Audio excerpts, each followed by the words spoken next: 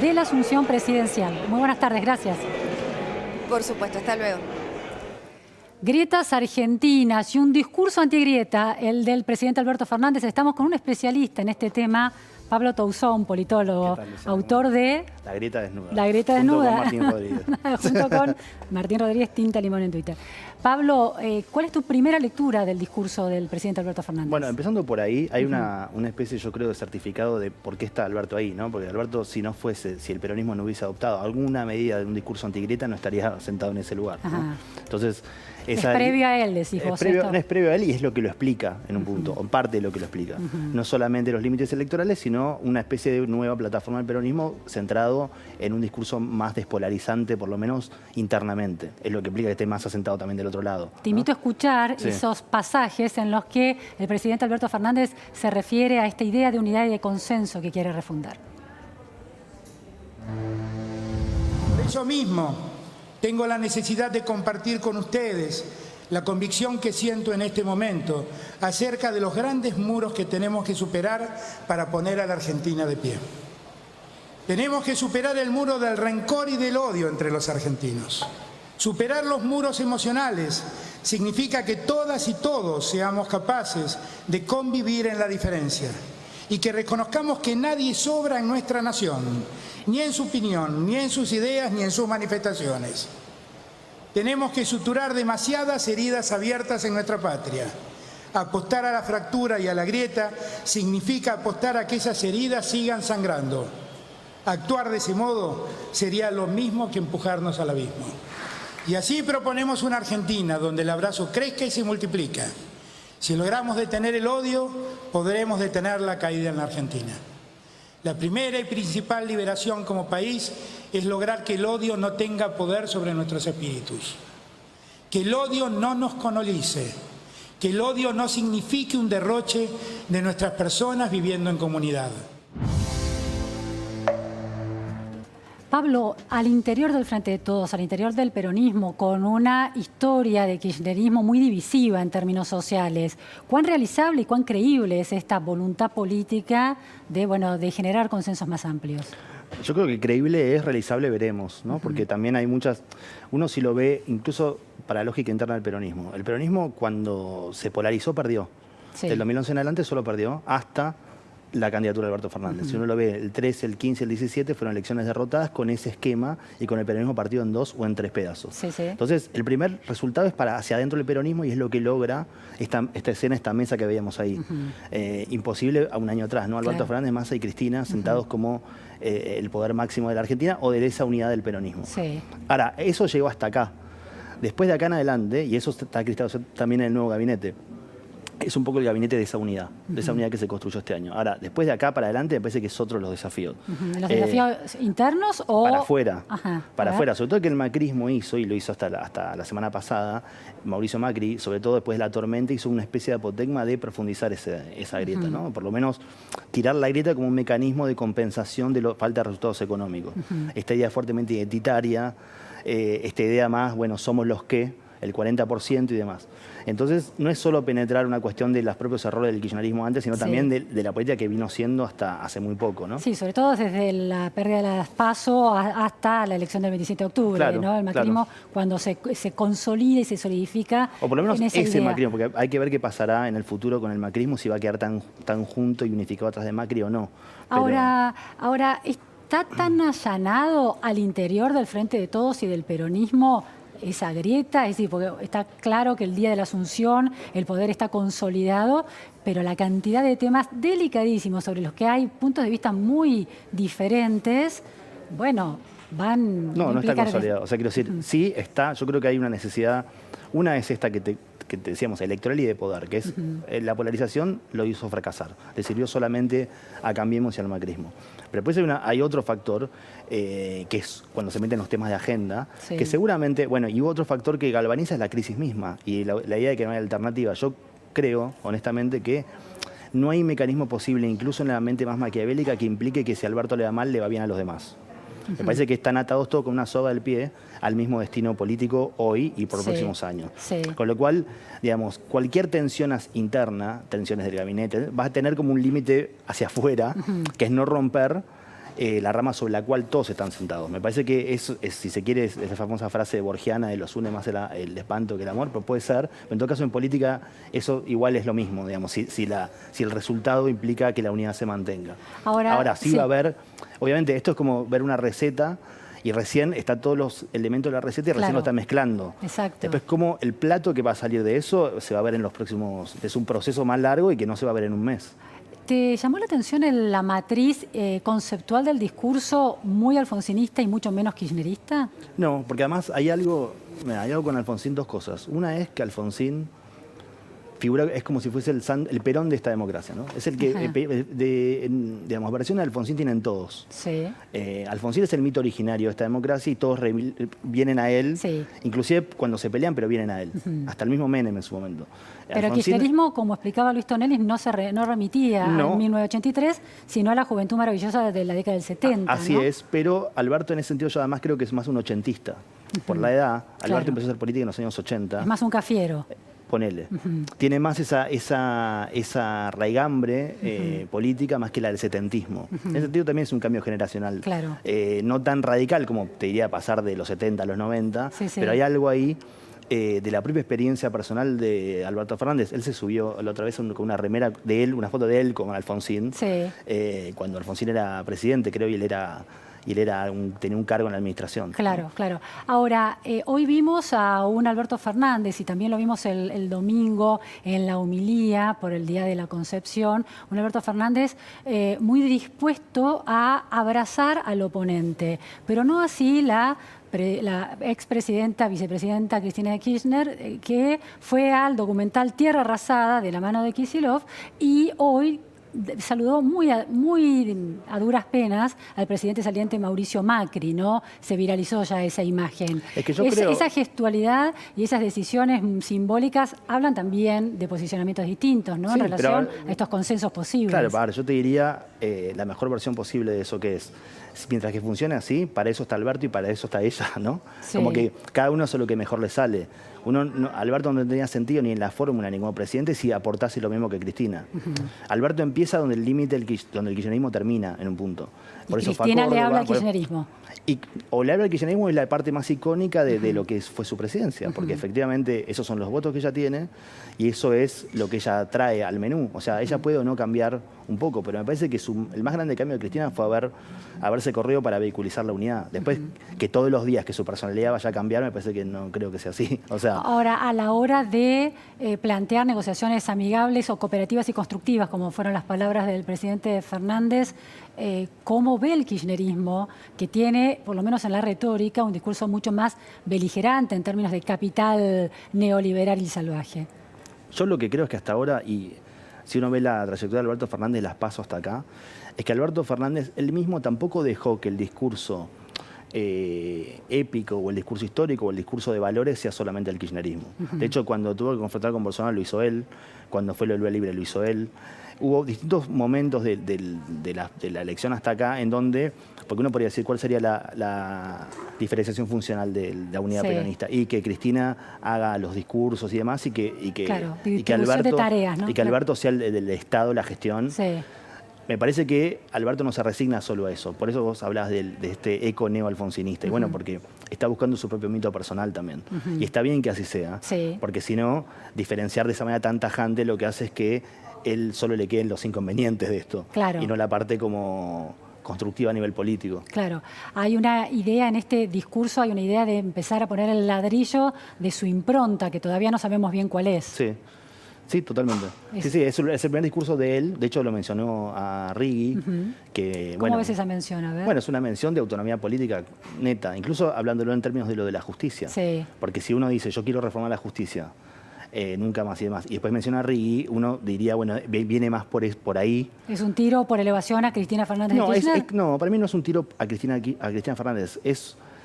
Es decir, lo mío no va a ser igual que la democratización de la justicia que critiqué. Va a ser otra reforma. Porque el diagnóstico sobre la reforma está y está en la clase política argentina en general. No es que lo inventó Alberto Fernández, eso. La colonización de la justicia por los servicios de inteligencia y demás.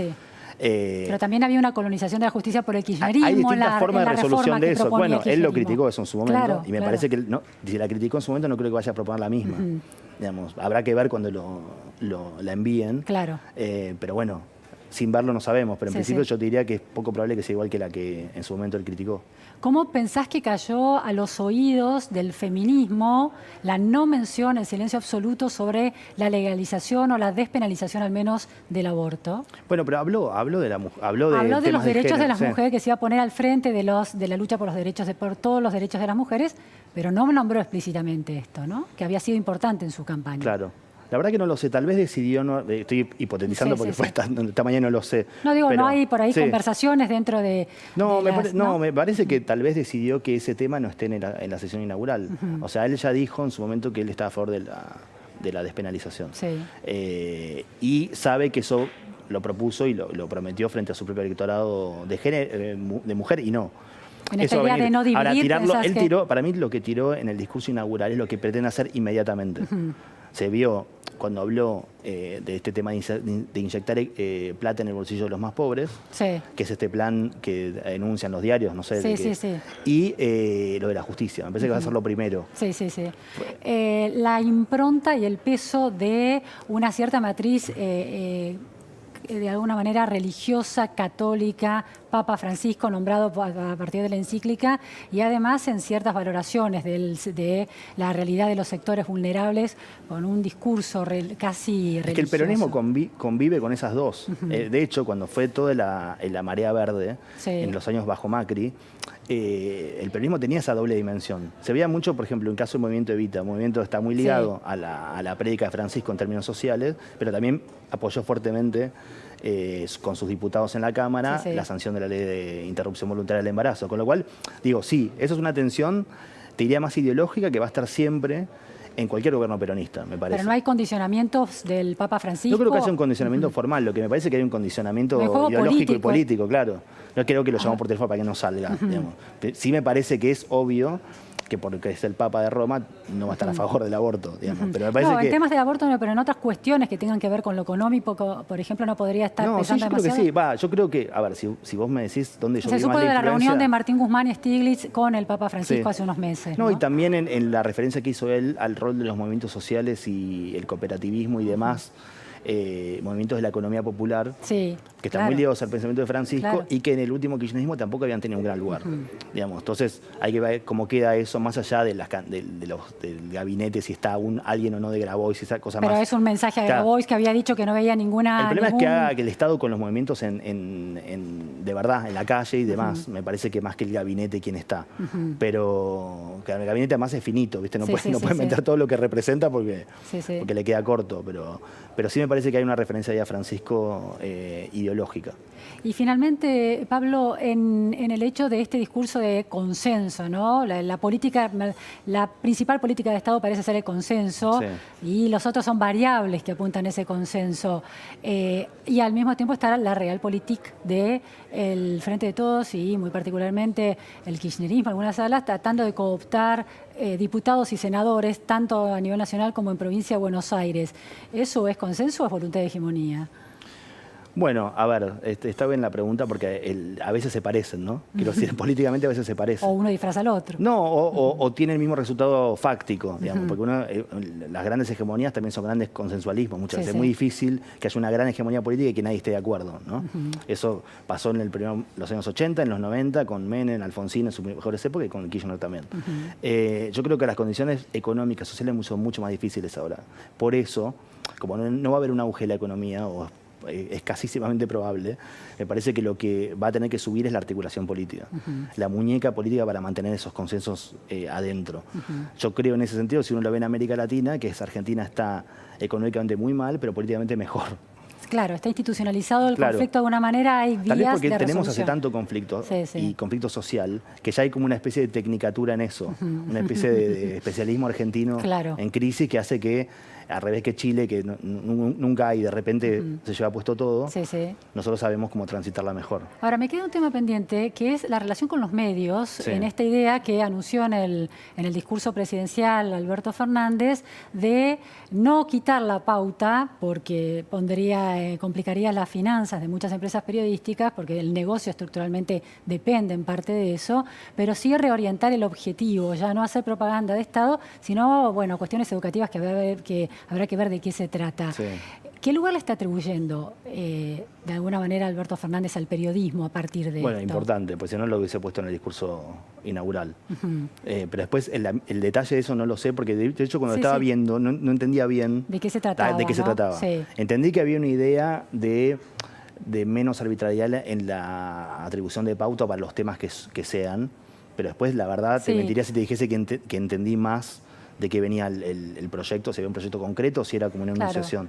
Ahora, claramente no puso a los medios, aunque habló de la libertad de expresión y la necesidad de también reforzar la calidad institucional de los medios de comunicación, no los puso como enemigos. ¿Eso es también un diferencial respecto al kirchnerismo? Bueno, es que Alberto, si uno lo ve, también cuando fue a Clarín y cuando le dijo a Mañito, Héctor no me deja mentir. Sí, en el Malva, en un encuentro organizado, en una exposición. Como de Clarín miente a Héctor no me deja mentir, o sea, una transición ahí. Sí.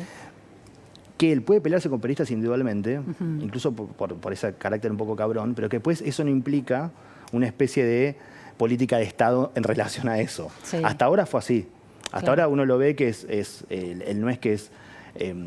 muchas veces tiene conflictos con periodistas en el punto de vista personal o está en entrevistas y demás, pero sí, en Twitter lo nombró a Hugo Alconada hace unos días. Claro, pero acepta todo, pero igual se deja entrevistar por todos, cosa que Macri y Cristina no. Y después eso no tiene consecuencias mediáticas con las empresas, me refiero. Claro.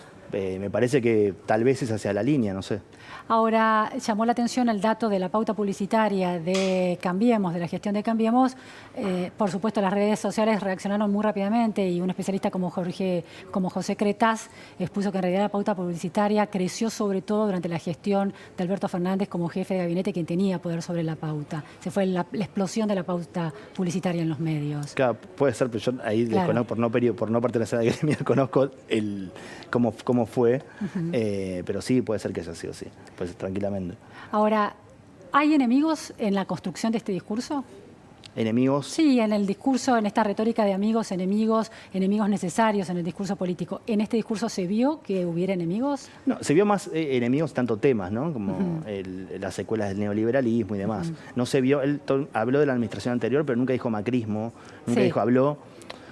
fue bastante medido en eso. O sea, habló de la herencia fuertemente. Sí, fue respetuoso. Fuertemente, pero no lo dejó en ese rubro. Y tampoco dijo no hubo chicanas. Y tampoco dijo que haya sido como una cosa adrede. Dijo simplemente la aplicación es el resultado de una aplicación de una ideología con la cual yo no comparto y que tiene estas consecuencias. Claro, ¿no? Pero digo, hasta ahí yo no vi ninguna enunciación de un enemigo estilo... De hecho, fue cuando habló de los argentinos que más tienen. Sí, es cierto. Lo que quiso decir es, elípticamente, es probable que a ustedes les toque sostener más esto, en el primer momento. Sacrificio. Encontremos la manera de que eso no sea un conflicto. Claro. Encontremos la manera de que eso no sea el 2008 otra vez. Claro, pero no había odios corporativos, ¿no?, en este discurso. Yo entendí que no. Ni sindicalistas, ni empresarios, ni, capitalistas salvajes. No estaba construido de esa manera. No, ni siquiera el fondo. Ni siquiera el fondo. Ni siquiera el fondo, que es la más fácil de todas. Claro. Claro, y le pudo haber llevado aplausos, quizás, ¿no? El aplauso fácil podía llegar por ahí. Eligió no tenerlo. Eso es un dato. Sí. ¿Te gustó el discurso? A mí me gustó, sí. Me gustó bastante. No, es un discurso interesante, muy bien construido. Sí. Ahora, y última, Pablo, esta vez sí, el hecho de reforzar la idea de legado alfonsinista y él continuando ese legado, ¿es una manera de meter una cuña en la oposición? Porque cuestiona la gestión del presidente Macri, que dejó fuera de la gestión la idea de coalición, aunque fue una coalición electoral, y rescata el legado radical. Yo te diría que, no en el sentido más empírico, ningún diputado radical va a hacer o dejar de hacer porque el nombre Alfonsín en un discurso, pero sí me parece, y eso ya lo tenía Cristina, es disputar el legado de la democracia. Cuando Alfonsín viene y dice, se come, se cura y se educa, dice una enunciación fuerte de lo que la democracia puede ser en la Argentina. Sí. Y es una especie de mandato nunca cumplido en parte por distintos presidentes. Claro. En definitiva, para mí el que pone las tablas de la ley de la democracia y dice, lo enuncia también con mucha ambición, ¿no? Porque diciendo, la democracia lo puede todo. Lo puede todo. Y al final no pudo todo. Entonces todo el mundo, los presidentes que llegan y los presidentes que quieren tener alguna raigambre histórica el macrismo no se refería tanto a la historia, no le interesaba tanto. Pero en el caso, por lo menos Macri, pero en este caso es agarrarle ese hilo dejado y volverlo a remontar. Claro, hagamos que la democracia finalmente pueda hacer todas Lo esas dijo al cosas. final. Claro, así Sí. cierra. Muy interesante, Pablo. Muchísimas gracias. No, gracias a vos. Nos vamos a un corte en la repregunta Noticias a Fondo y enseguida volvemos con toda la cobertura de la asunción presidencial de Alberto